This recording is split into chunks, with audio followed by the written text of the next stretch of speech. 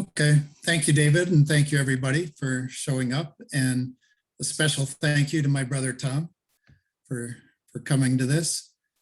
I'm going to share my screen. Perhaps I should have suggested a theme of epic poetry today. It seems like there have been several of those today, and I'm going to start with one of my most published poems. It's been published 4 times.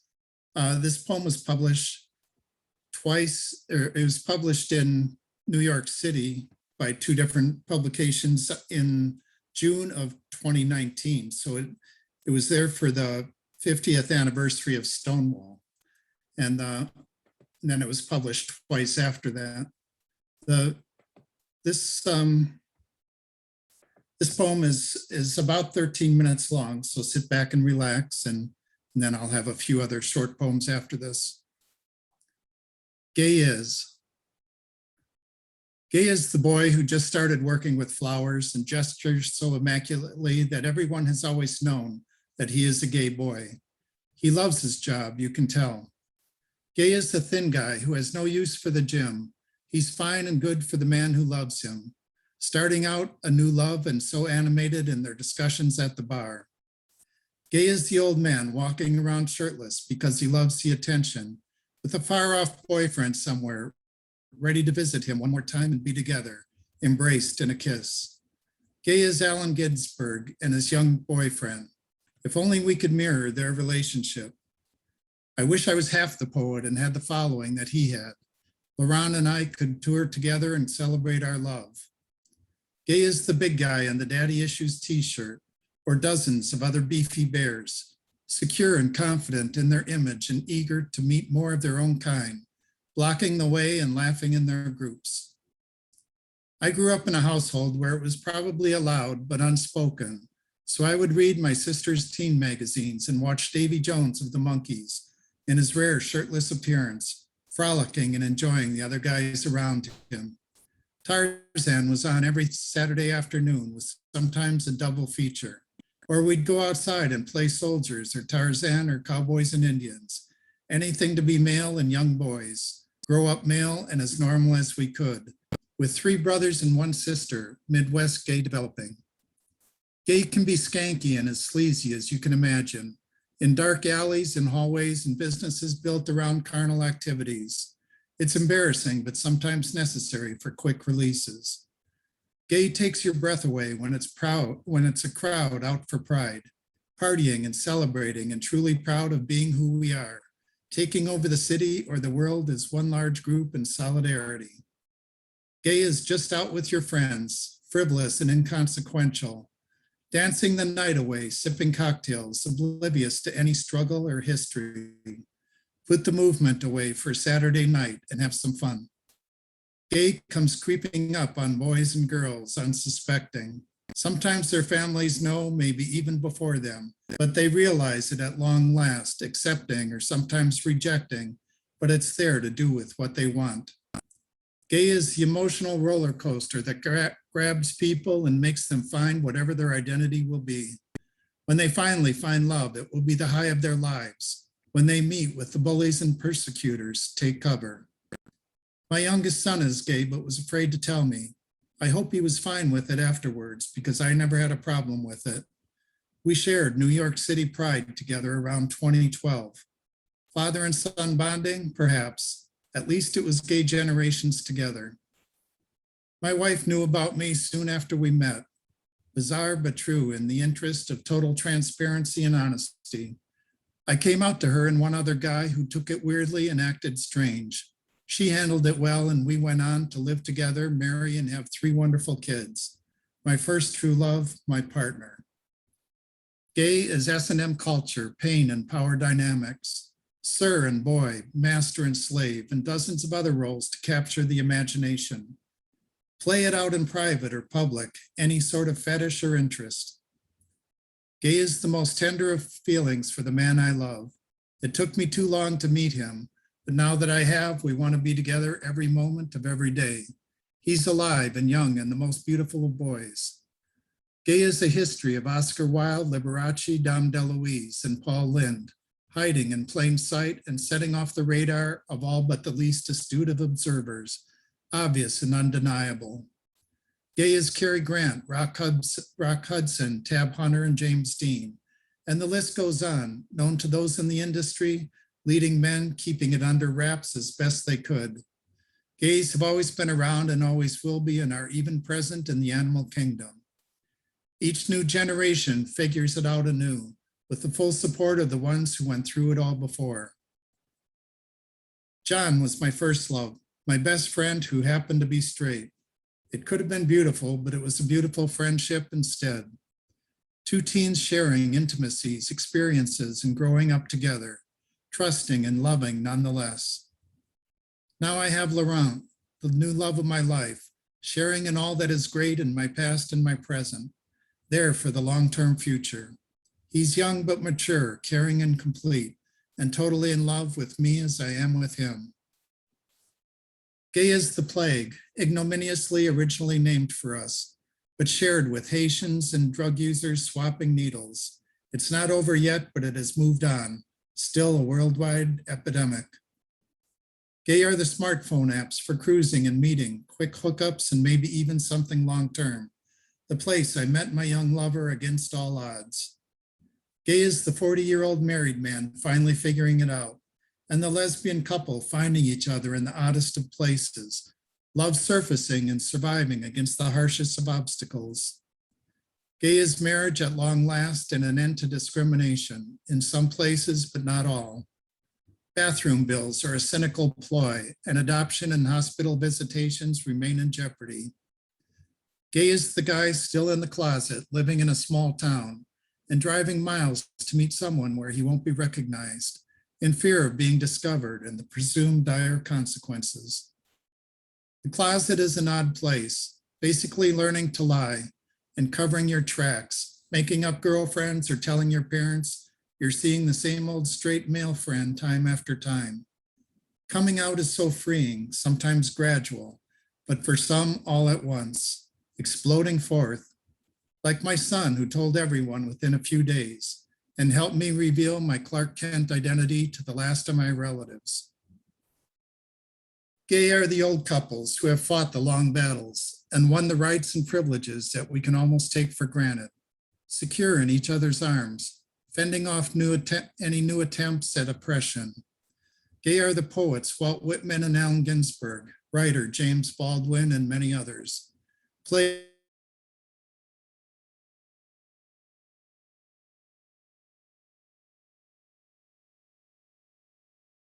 Energy and frustration. Gay is the Stonewall Inn in the night of fuming desperation, when drag queens, transgender people, and Black boys finally fought back to claim what should have been theirs all along, safety and security. Gay is years of meeting guys in bars and speakeasies just under the radar. Easy to find if you know what to look for. Now rainbow flags and eagle bars are welcoming sights, an oasis and refuge, whether in a strange or familiar city. Gay is the Pulse nightclub, just out to let loose in some drugged up dancing, gunned down senselessly and targeted shamelessly for daring to love and party with the people who share their lives. I've frequented many bars and nightclubs in my time. I can tell you the gay history of so many cities, looking for a soulmate, satiating my thirst, and the interminable quest for the next conquest. I volunteered and helped where I could, likely with only minor impact in the overall scheme. Phone hotlines, organizing, recruitment of volunteers, protesting, research contributor and friend. Gay is over the top, flamboyant, feminine affectation, prissy and sissy, the queer queen boy. Everyone knew why he was picked last for every team in sports and first in theater. Gay is sedate and quiet, bookish and studious, serious and turned inward, studying Michelangelo's David in exquisite detail, going to see David Sedaris and laughing out loud. Gay is looking back at your family tree, noticing that unmarried uncle and spinster aunt who still seemed happy and fulfilled. The unspoken stories and details of their lives that were just glossed over. Gay is lusting for the high school athletes, the pretty jocks, and whoever was on the cover of whatever muscle magazine, and everyday guys at the beach in their Speedos, showing some skin. Gay is hypermasculine like Superman and Tarzan, G.I. Joe, or dozens of super-defined heroes designed for us to admire more than we will ever know, feeding our young gay thirst. When I was 15, my family went camping, as we often did, set up next to a family with a muscular older teen boy who loved posing and showing off his body. His dad apologized to my dad. I read my Superboy comics, stealing glimpses of his perfect body, totally surprised to find my hero in real life. I'm sure my glances were as obvious as his strutting and teasing. Gay is finding an outlet. Gay is finding an outlet when everything is suppressed and repressed. Brothers, classmates, neighbors, friends, and circle jerks. Not always healthy, often illicit, experimenting, curious, innocent, and natural. Gay is out there, so obvious that everyone knows. Nobody dares talk about it, but if only they could. Stories guarded, left untold and unfulfilled. Pent-up energy for the most futile of reasons, locking up a secret. Gays are trampled and crawl out in the oddest of ways, not always ethical or mature. Priests and pedophiles and guys under bridges. They'll be there, but can be easily and safely avoided. Gay is misunderstood and attempted conversions to anything but that by supposedly well-meaning but sanctimonious preachers of love, practitioners of hate and intolerance. Pray they fail every time. Gay is deep hurt, leading to suicide because the world is harsh, intolerant, and unforgiving. Bleak and lonely when people can't find welcoming arms. Violence in Matthew Shepard and people with targets on their backs. There are so many gay lives I could have lived, so many places I've discovered and explored. Each one might have been exquisite and true, happy and fulfilled. Each path a different adventure. I had fantasies and still do. I've lived out some of them, proving the power of hope, confidence, and most of all, persistence. Looking for love, finding it at long last. Gay is every man's dream according to our deepest fantasies, yearning and pining. Step up, you're next. Every innuendo and invitation to experience it with us. Straight is just a point on a spectrum, shifting all the time. Gay is gay, lesbian, bi, transgender, queer, inquiring, and so many other things. Gender fluid and an encyclopedia of sexual interests and proclivities. Finding our own, fitting in, and figuring out exactly what turns us on. I suppose gay is Dorothy, musicals, show tunes, and drag shows, and code words like friend of Dorothy, awkward but effective, pink triangles and rainbows of their day, emblems to find your tribe. Gay is the Castro, Boys Town, and Montrose, neighborhoods when the trod upon needed their ghettos to inhabit, gather, and coalesce, only to lose to gentrification. Success and upward mobility slowly eroding communities. Gay is Pride Month and all its celebrations, now throughout the year as you travel across the globe. Parades, festivals, low-key performances in a park. More like protests and political movements when and where it's most oppressed. There's a comfort in having our own world, not exactly a refuge, but familiarity. Like a foreign traveler relieved to find an enclave of others who speak the same language. We haven't shared anything more than what it's like to be gay. Raised that way, surviving and finding a niche that feels right. True pride, taking each step. Gay is drag, puppies, and swishy boys, not everything making you as proud as you'd like to be, but testing your tolerance, whether you identify with them or not. They don't have to represent you as long as you represent yourself. Gay is an attitude, a resolute confidence to mask all insecurities. To walk among your fellow man and hope your fellow man notices you, even if he's straight, but especially if he happens to be gay. Gay is maybe genetic or possibly environmental or developmental. In any case, it's a condition without an origin or any need to explain or justify. So let it be and let it flourish to blossom as it can. Gay as Harvey Milk, Barney Frank, Tammy Baldwin, Frank Tammany, Dustin Lance Black, Ellen DeGeneres, and so many others paving the way. P-Flag, allies, and rainbow umbrellas providing shelter and support. Gay is sex, erotic stimulation, love and tenderness, caring and affection, and building lives and families together. Relationships with the same vagaries and joys as everyone else. Gay has always been and always will be. For now, it's both squashed and supported, driven out and allowed to thrive. Nothing is needed to keep it alive.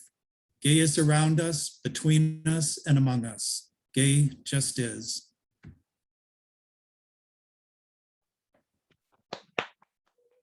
Bravo. Thank you.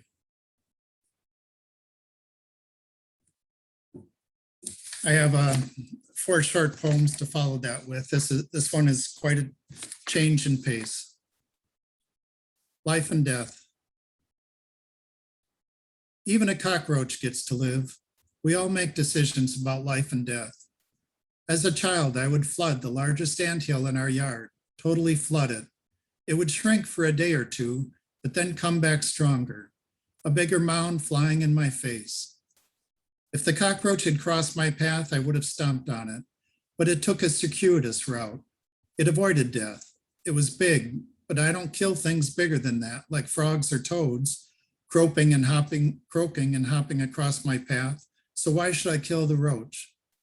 Now I let ants live for the most part. Sometimes I choose to flick a mosquito instead of smashing it against my arm, even if it has filled its sac with my blood. I don't know if it's consideration for karma or the cycle of life or my inevitable adjustment in older age. Life is life. Even cockroaches deserve to carry on.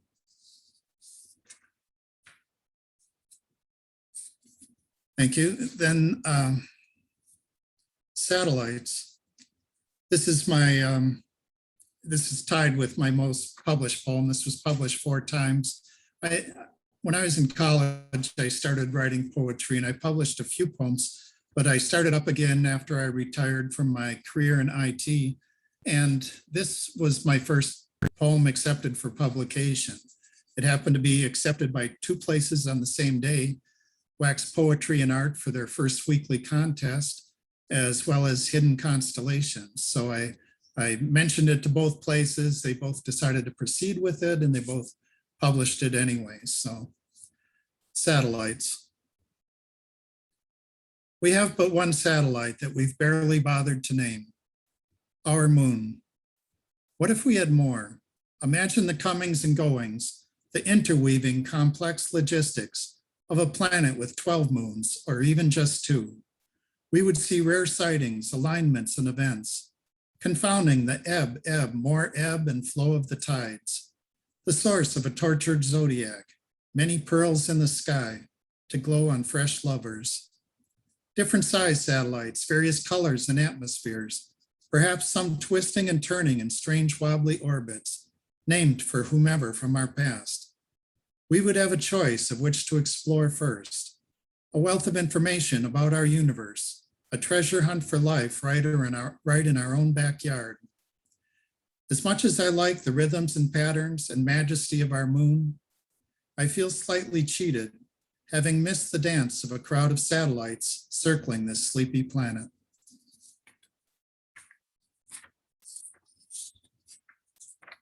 Thank you. This one's called Daisy.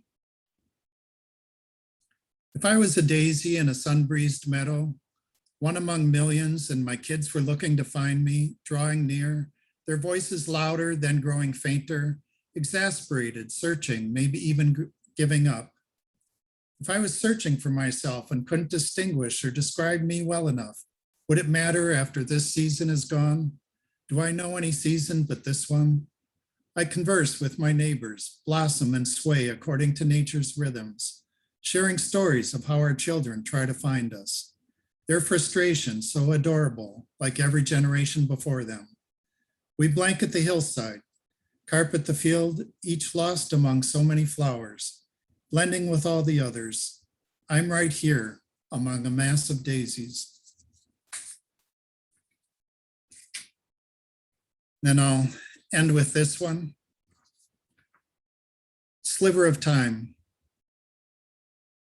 Acorns are gone, swept away. People in graves marked for the 1800s had no idea what the 21st century would be like. And I'll never see the 23rd or 89th or anything on the horizon. But the sky is still trembling blue, exasperatingly blue, and trees line the roads like they very well might have, even in that time. This doesn't feel like an 1800s cemetery. It's carved out of the city and could remain a secret source of boiling over blue skies and mating butterflies, masking and elongating time.